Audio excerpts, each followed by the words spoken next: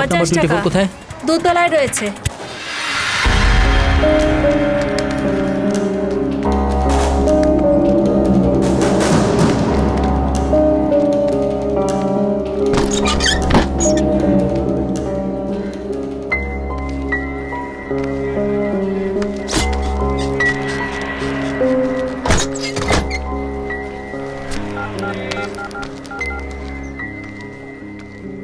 Hello Ramesh, আমি প্রকাশ বলছি। নাম্বারটা আবার বল। 1 মিনিট। 28292211। 282911। কি হয়েছে? এখানে কেউ নেই, আমি পরে ফোন করছি।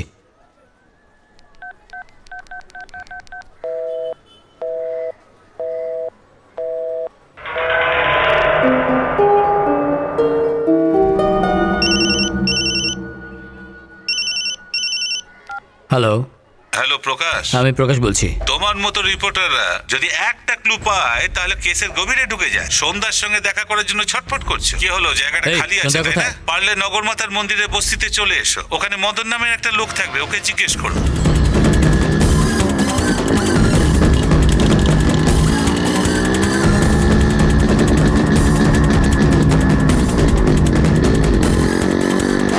মদনের ঘর কোথায়? ওইদিকে।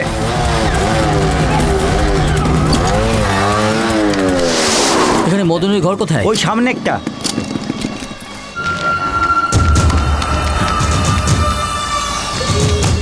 মদন কোথায় থাকে? পাশে জিজ্ঞাসা করো।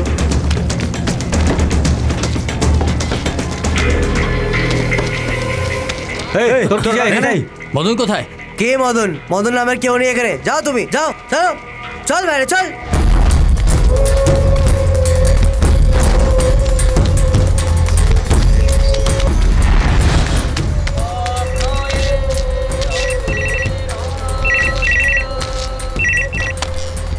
হ্যালো, কে বলছেন? ওখানে প্রকাশ নামে একটা লোক এসেছে, ওকে ফোন দাও। ভাই, আপনার নাম প্রকাশ কি? আপনার ফোন আছে। হ্যালো। কি প্রকাশ? সঞ্জয় কোথায়? যেখানে ও নেই সেখানেই ওকে খুঁজছো। এখনই তুমি পুরুষোত্তম লজে যাও। কোথায়? Purushottam lodge, room number 224।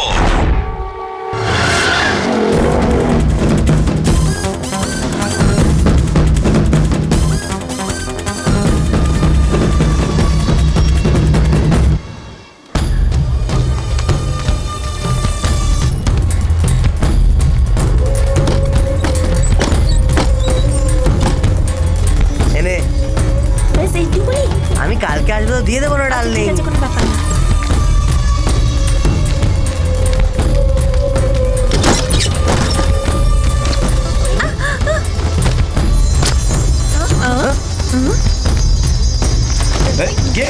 কি চাই? কে রে বাবা?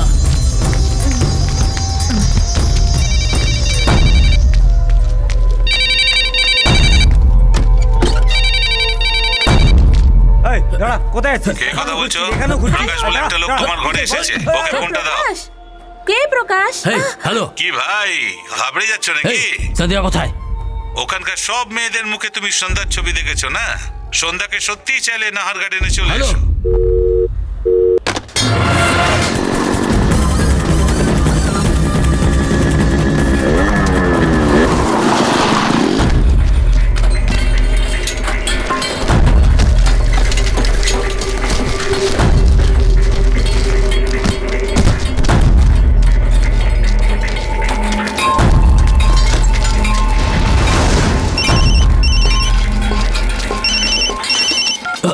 হ্যালো প্রকাশ, আমি চন্দ্রশেখর বলছি। হ্যাঁ হ্যাঁ বলো। পুলিশ স্টেশনের বাইরে দাঁড়িয়ে আছি, কিন্তু এখনো কোনো ডিটেলস পাইনি। এখন তুমি বলো আমি কি করি? ফোন করছি, পরে ফোন করছি। হ্যাঁ ভাই, দিল্লি থেকে লরি আসছে, তাড়াতাড়ি মালগুলো খালি করো। আমার দোকানের ফোন তুমি কেন উঠিয়েছো? চলো এখান থেকে। হ্যালো, হ্যাঁ একটা লরি পাঠাচ্ছিলেন না আপনি, ওটা কি হলো বলুন? হ্যাঁ আপনি চিন্তা করবেন না। স্যার, আমি কল ব্যাক করছি। হ্যাঁ লরি পাঠান, ঠিক আছে। বাহ রে বাহ, তোমার হিম্মত আছে। তুমি তো খুব অ্যাক্টিভ হয়ে গেছো। যদি সন্ধ্যাকে চাও তাহলে 3 বাত্তির চালের গুদামে চলে এসো।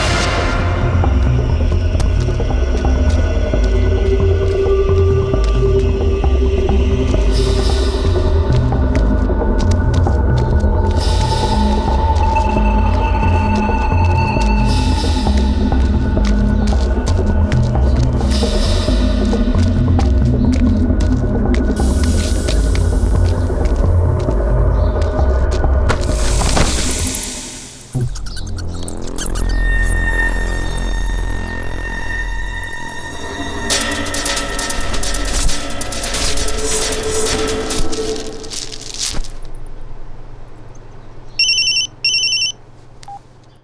কি প্রকাশ, ভয় পেয়ে গেলে নাকি? সন্ধ্যা কোথায়? আমি ভেবেছিলাম তুমি প্রেমের টানে মেয়েটার খোঁজ করবে। আমি যা যা বলেছি তাই করেছো। সন্ধ্যা কোথায়? ও আমার কাছে সুরক্ষিত আছে। ওহ, তুমি কোথায় না ওকে খুঁজেছো? তুমি কি চাও? যা আমি চাই সেটা আমার কাছে আছে। প্রথমে তুমি শ্যামনগর বস্তিতে গিয়েছিলে, ওখানে দেশি মদ তৈরি হচ্ছিল, তুমি বুঝতেই পারোনি। তারপর তুমি লজে গেছিলে, ওটা রেড লাইট এরিয়া, সেটাও তুমি বুঝতে পারোনি। তারপর তুমি বিজয়নগর গার্ডেনে গেছিলে, যেখানে চুরির জিনিস বিক্রি হয়। আধ ঘন্টার মধ্যে একটা লরিকে সম্পূর্ণ খুলে বেচে দেবে। এখন তুমি চালের গোদামে আছো না, যেখানে তুমি দাঁড়িয়ে। ওই গোদামে চুরি করা চাল লুকিয়ে রাখা হয়, যেটা তুমি এখনো বোঝোনি। তুমি দেখতেই পাচ্ছ না। এই রিপোর্টারে এরকমই হয়। তোমার অসুবিধা না হলে তুমি সব সমস্যাকে লিখবে, আর অসুবিধা হলে কোনো সমস্যাকেই দেখতে পাবে না। তোমরা তো গরিব জাতের, যাই দেখো না কেন মনে করো ইঁদুরের কেটে নষ্ট করে দিয়েছে। তাই আমি ইঁদুর কলে খাবার দিয়ে ইঁদুর ধরে খাঁচায় পুরে দিই। কিন্তু খাঁচায় বন্দি হবার পরে কোনো ইঁদুর সেই খাবার খায় না, ভাবে কি করে খাঁচা থেকে বেরোবে। তেমনি তুমিও ফাঁদে এখন আটকে পড়েছো। এখন কোনো সমস্যাই তুমি দেখতে পাবে না, শুধু সন্ধ্যাকে শেষ পর্যন্ত খুঁজতে থাকবে। এই খেলায় শুধু আমিই জিতবো। চেকমেট হয়ে গেছে প্রকাশ।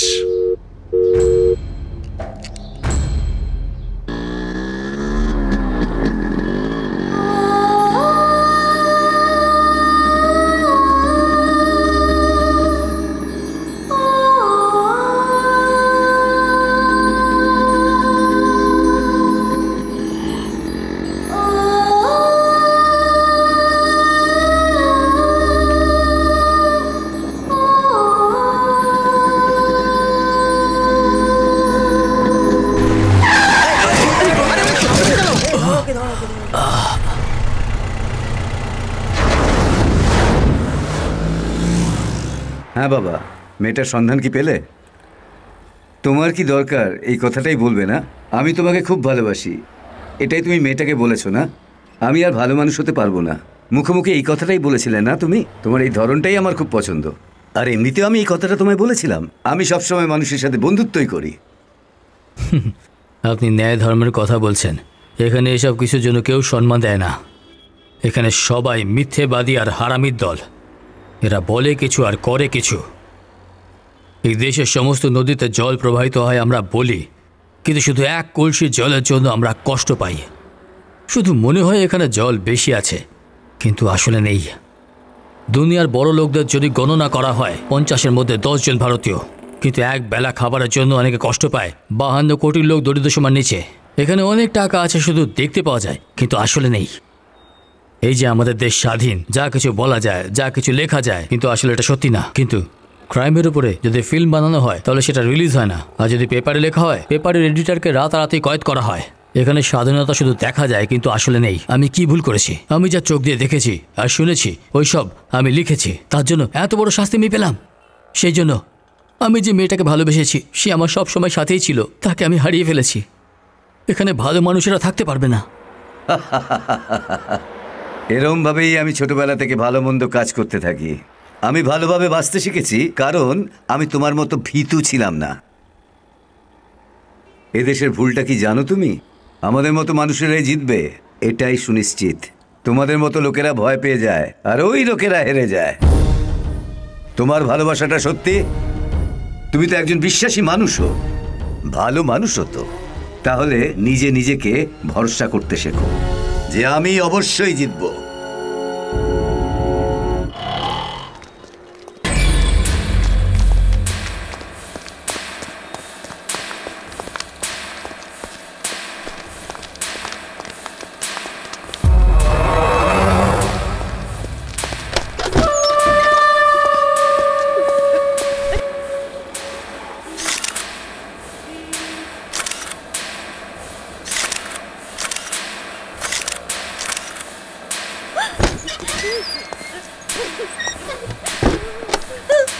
এদিকে আয়, এটা ফ্রেম বানিয়ে নিয়ে আয়।